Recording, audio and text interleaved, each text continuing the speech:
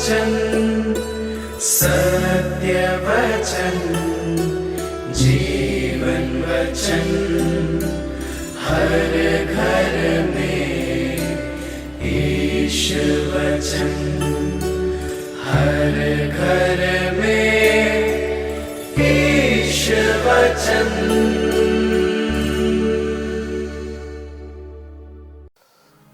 पिता, पुत्र और पवित्र आत्मा के नाम पर आमीन।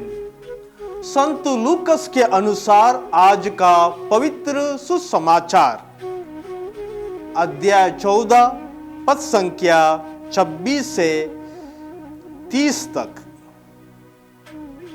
ईसा के साथ साथ एक विशाल जनसमूह चल रहा था। उन्होंने मुड़कर लोगों से कहा, यदि कोई मेरे पास आता है और अपने माता पिता, पत्नी, संतान, भाई बहनों और यहाँ तक कि अपने जीवन से बैर नहीं करता, तो वो मेरा शिष्य नहीं हो सकता। जो अपना क्रूस उठाकर मेरा अनुसरण नहीं करता, वो मेरा शिष्य नहीं हो सकता। तुम में ऐसा कौन होगा जो मीनार बनवाना चाहे और पहले बैठकर खर्च का हिसाब ना लगाए और यह ना देखे कि क्या उसे पूरा करने की पूंजी उसके पास है? कहीं ऐसा ना हो कि नींव डालने के बाद वो पूरा ना कर सके और देखने वाले यह कहते हुए उसकी हंसी उड़ाने लगे, इस मनुष्य ने निर्माण कार्य प्रारंभ तो किया, किंतु यह उसे पूरा नहीं कर सका। यह प्रभु का दिव्य सुसमाचार है। क्रिस्त में मेरे प्यारे विश्वासियों,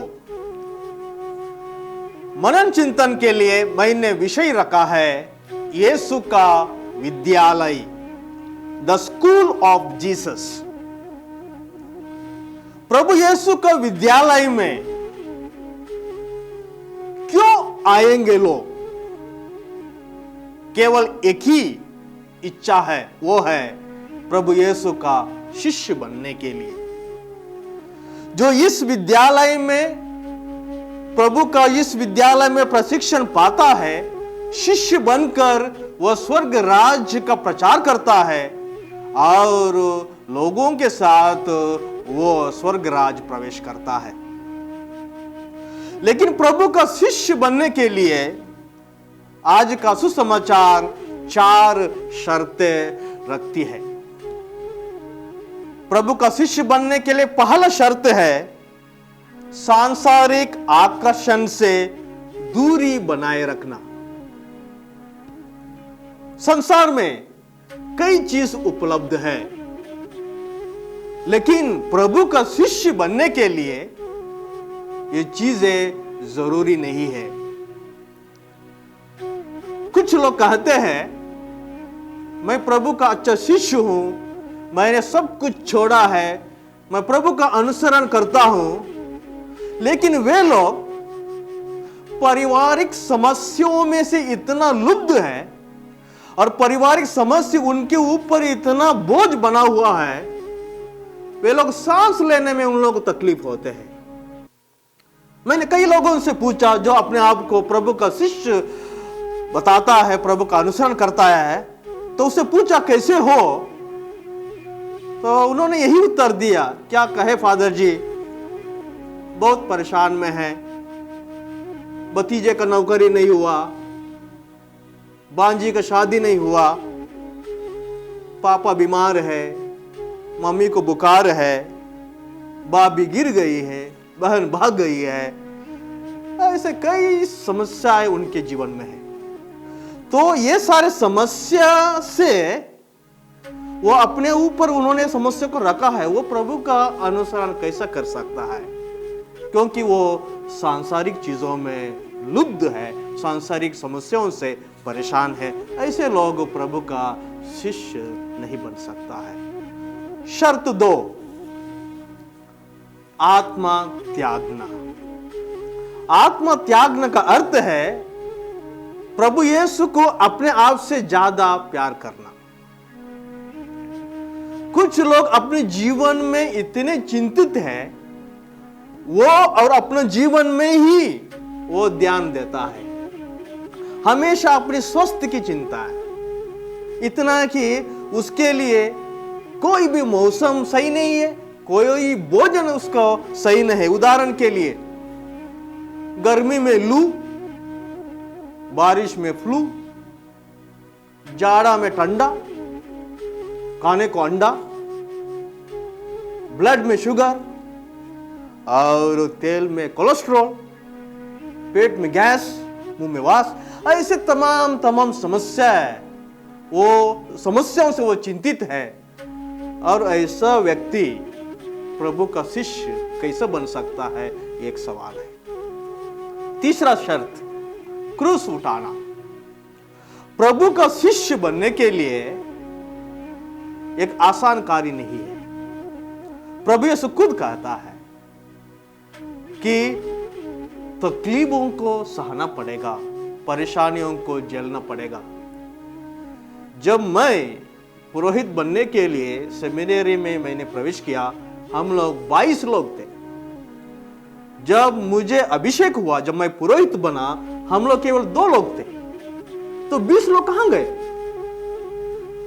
रास्ते में जो प्रशिक्षण के समय एक एक करके लोग निकल गए, क्योंकि प्रभु का अनुसरण करना और वो प्रशिक्षण पाना उतना आसान नहीं है, कठिनाइयां है, समस्याओं को झेलना पड़ेगा। और चौथा शर्त, अच्छे इरादे।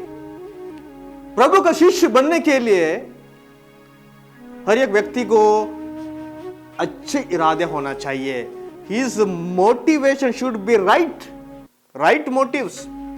जो बुरे इरादे से प्रभु का अनुसरण नहीं कर सकता है। उदाहरण के लिए सुसमाचार में हम लोग देखते हैं, संत लूकास का सुसमाचार अध्याय 9 पद 60 में एक व्यक्ति प्रभु को कहता है, प्रभु मैं तेरा अनुसरण करना चाहता हूं। तो प्रभु का वचन यही कहता है, प्रभु यीशु उनको उत्तर देते हैं, लोमड़ियों को अपनी मांदे है और आकाश के पक्षियों को अपने घोंसले, परंतु मानव पुत्र के लिए सिर रखने के लिए भी अपनी जगह नहीं है।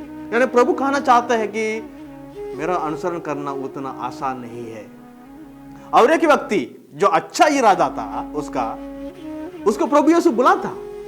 जब प्रभु यीशु बुलाते हैं, वो एक ये देता है, एक एक्सक्यूज देता है, कहता है प्रभु मुझे पहले अपना पिताजी को दफनाने दीजिए। इसका यह मतलब नहीं कि उसका पिताजी मर गया, अभी बुजुर्ग है, कुछ समय के बाद वो मरेगा, उसके बाद दफना कर हम आएंगे। प्रभु कहते हैं मुर्दों को मुर्दों दफनाने दीजिए, तुम आकर मेरा अनुसरण करो। कौन मुर्दे हैं जो मुर्दों को दफनाएगा? जो आध्यात्मिक मुर्दे हैं, जो संसार में रहते हुए उसको लोगों से और ईश्वर से कोई फिक्र नहीं है, वो अपने आप में अलग ही है, वे लोग एक जिंदा मुर्दे हैं। तो प्रभु कहते हैं वे लोगों को दफनाने दीजिए, तुम अच्छा इंसान हो, तुम्हारा इरादा अच्छा है, तुम आकर मेरा अनुसरण करो। तो मेरे प्यारे भाइयों बहनों, आइए हम इन विचारों पर मन चिंतन करें। अगर हमें प्रभु का सच एक भक्त बनना है और शिष्य बनना है, तो शर्तों को पालना करना है, और पालन के साथ हम लोग स्वर्ग राज प्रवेश करेंगे। पिता, पुत्र और पवित्र आत्मा